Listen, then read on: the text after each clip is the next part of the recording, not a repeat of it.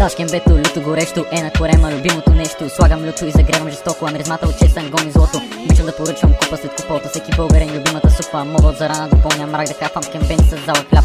Даш кембето, люто горещо, на корема любимото нещо. Слагам люто и загревам жестоко, а миризмата от честен гон и злото. Обичам да поръчвам купа след купа от всеки българин любимата супа. Мога от зарана допълня мрак да кафам кембен с зала хляб.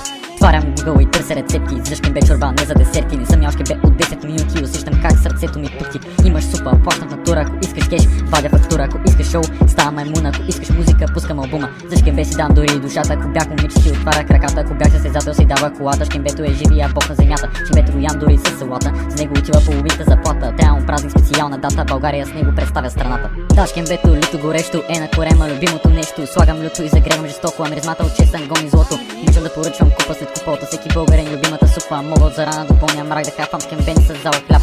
Даш кембето, люто горещо, на корема любимото нещо. Слагам люто и загревам жестоко, а миризмата от честен гон и злото. Обичам да поръчвам купа след купа от всеки българин любимата супа. Мога от зарана допълня мрак да кафам кембен с зала хляб.